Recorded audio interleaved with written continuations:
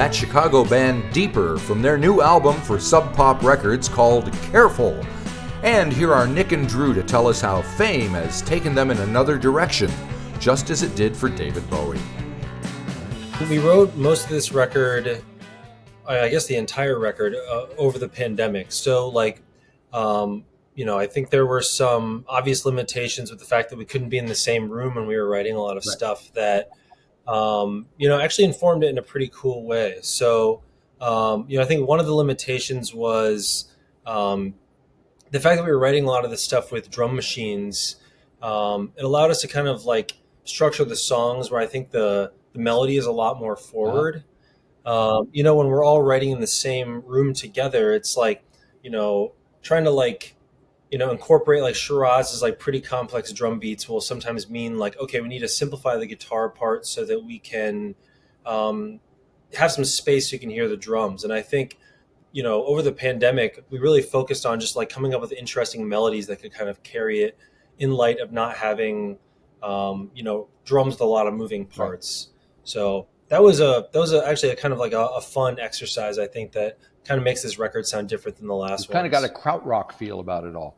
Yeah, I mean, yeah. Cool. Yeah, that's wonderful to hear. Oh, that's good. Is that something you guys are into or listen to much? Yeah, definitely. Definitely. Yeah. I mean, the title "Careful" is the exclamation point in the end is definitely like a nod to like Noi.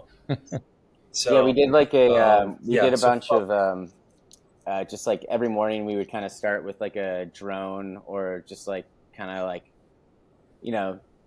playing with each other and not really trying to do anything but like recording it, and we got about like an hour's worth of just jams that we wanted to put together, and we were going to do some sort of like Can I can't remember how to say the record title, but like do like a different vegetable. I think I know which one you mean, though. Yeah. Begins with an O. So we definitely like we like krautrock.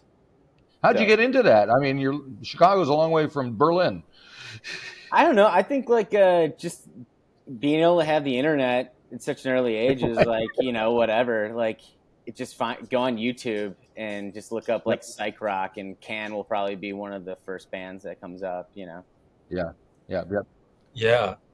I think also it's like it's funny. Like I don't even know how like I discovered it, but like the generation under us, the really young scene in Chicago, like they're all about it. Like they kind of like call themselves the Hallow Gallo. The Hallow Gallo. They have like a zine they call like the Hallow Gallo zine, and it's like Lifeguard and Horse Girl and some other like people that are like 18, 19, 20. But it's cool to see them getting into that and Stereo Lab and stuff like that. And with that in mind, I was hoping we could talk about the track Fame, because there's a video with it. But I have a note here. It's kind of a Kraftwerky Devo kind of beat thing going on with it. So what can you tell me about the song? Playful words are meaningless. Cover them with gasoline, pray. Awful one and stimulate oxygen. You know what I mean?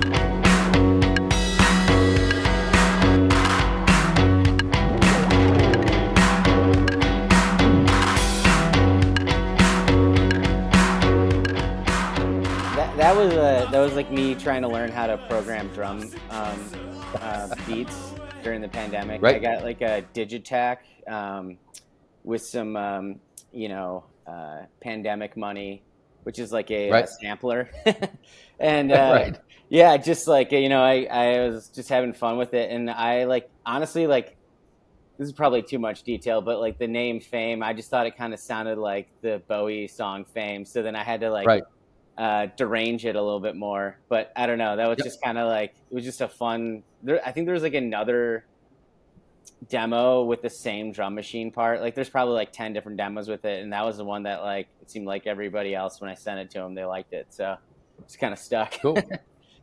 Yeah, I think like so like I mean over the pandemic we were sharing a ton of demos, and I remember when Nick shared Fame, I mean I think one of the things that we were conscious about when we were kind of like sifting through demos was like what are the songs that are going to start to like take us in another direction? And Fame definitely jumped out as like one that had like an interesting beat and something that we could build on in a really cool way. And now I think it kind of like anchors the record as like one of the songs that really shows like, another sound that's in our arsenal, I Right, right. guess. So how did your drummer feel about you guys fiddling around with all these drum machines? Well, now he gets to mess with them. So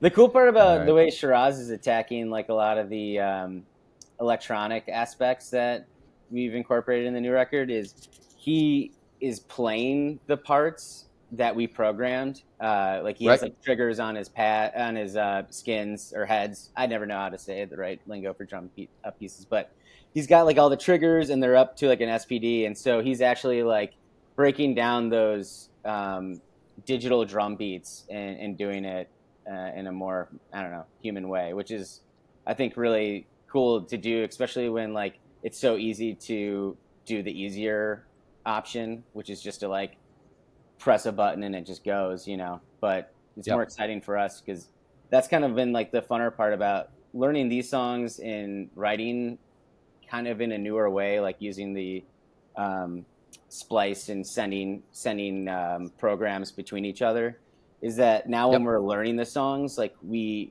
can kind of like invent a live version of them that I feel like makes it fun for us to do it over and over again.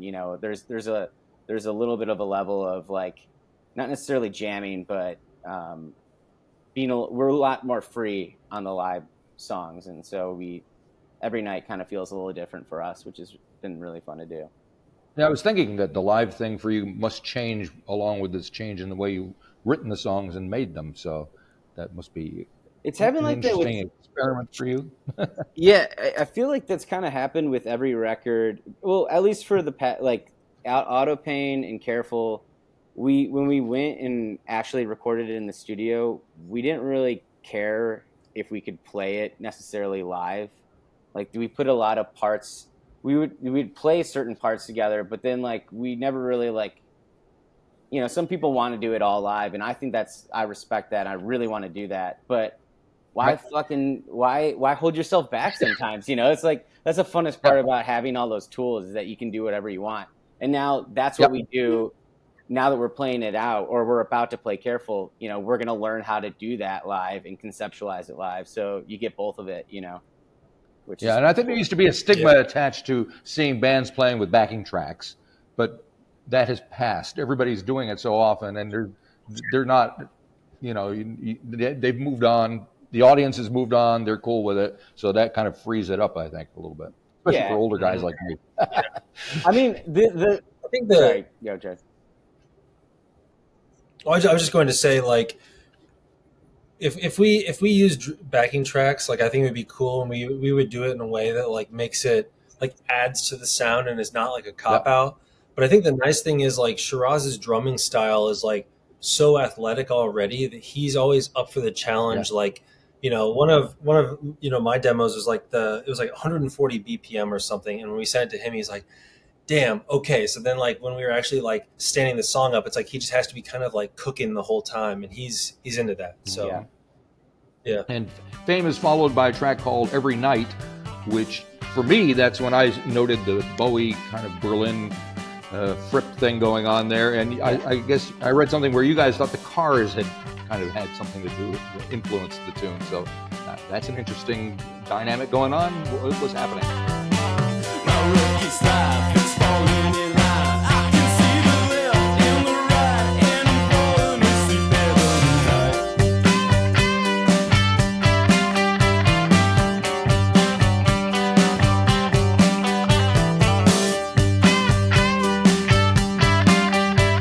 Bio writer. Yeah, well, see, I've noticed that that's the thing that happens. That's why I was like, who wrote that?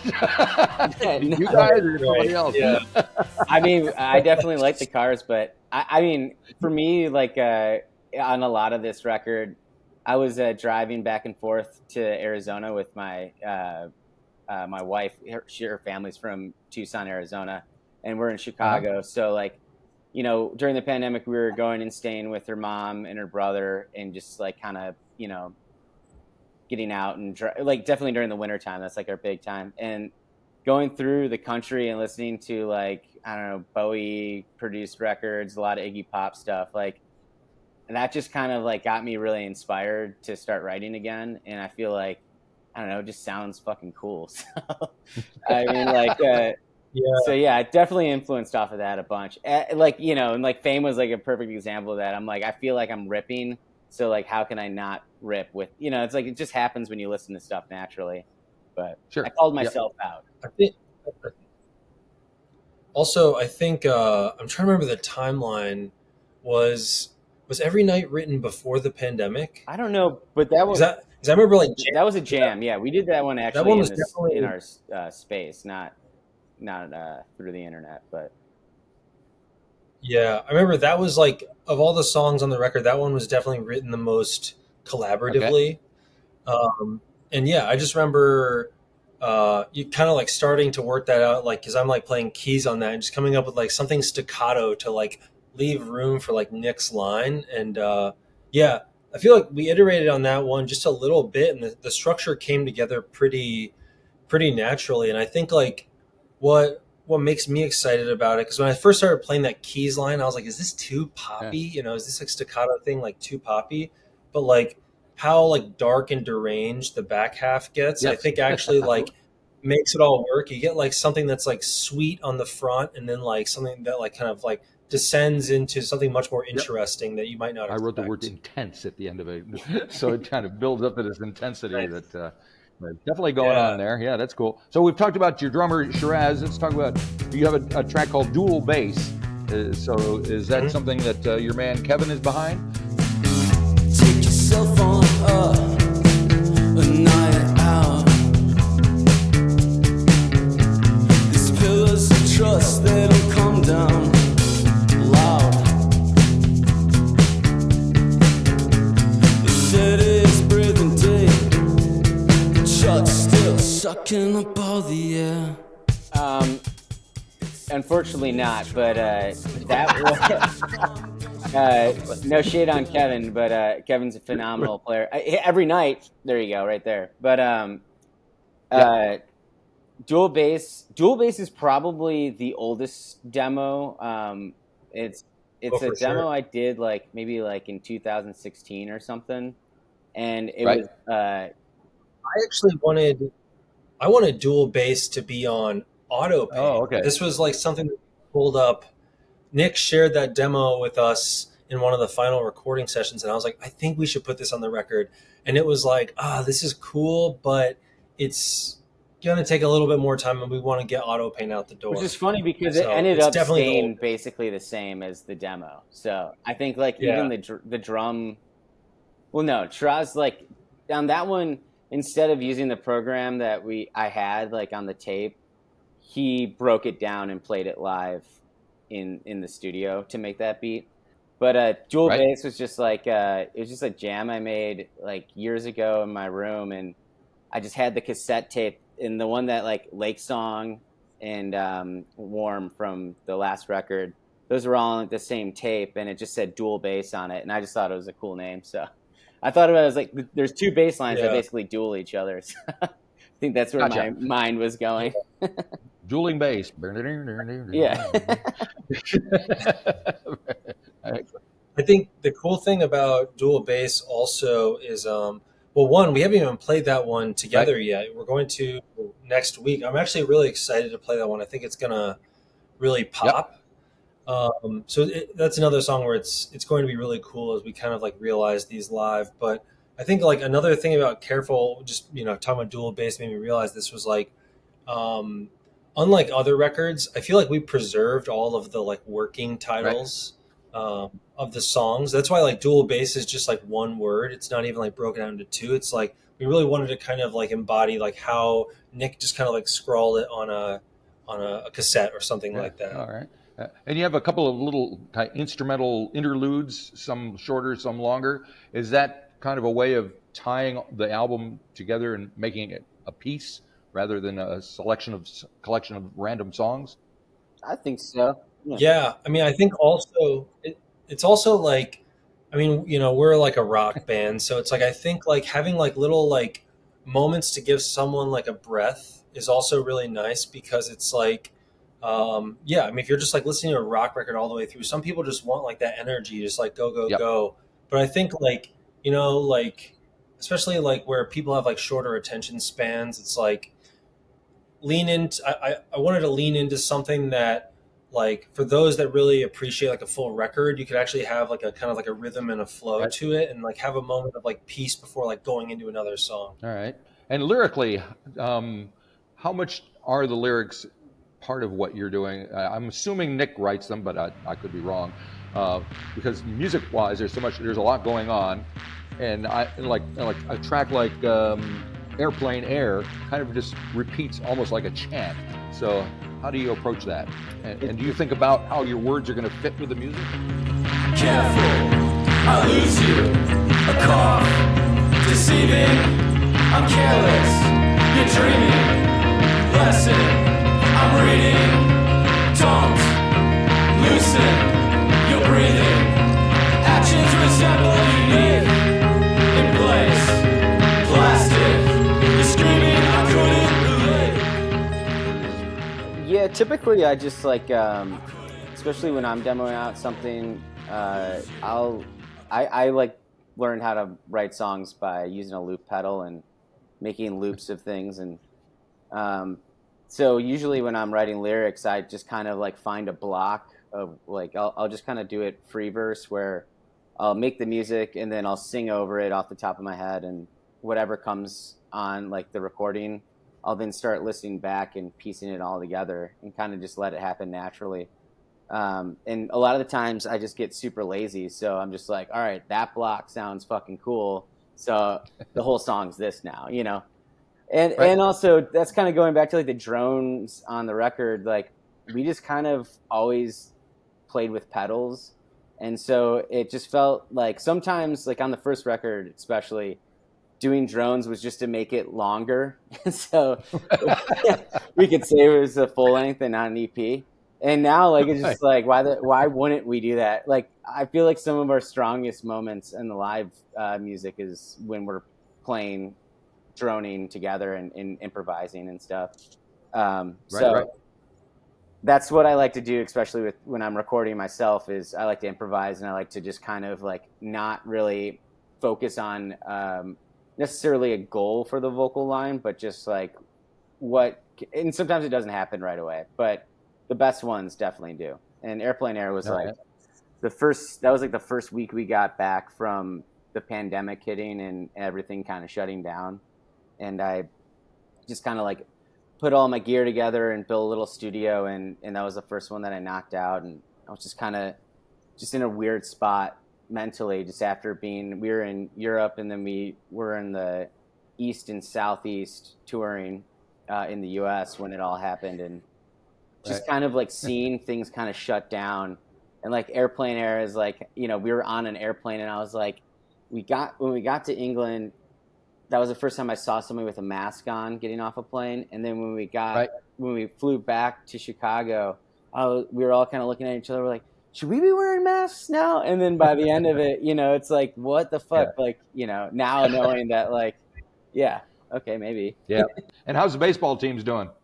Cubs are actually doing pretty good. Sox, not very much. I'm going to the Cubs actually on Wednesday next week. Next Wednesday. And it's going to be my nephew's first game, so it should be a good time. Yeah. Drew, are you a Mets fan now? I like Mr. and Mrs. Met a lot. He's just a fair weather guy. He moves to New York. He becomes a. I love the Bulls. But he's not even from Chicago. He's from Columbus. So there you go again. There you go. Calling you out, dude. Yeah, I'm transient. All right. Yeah. Well, before we break up the band, we'll just say goodbye. But thanks for spending time talking to me. Awesome. All righty. Well, thank you very much. Good luck with the release. Thank you.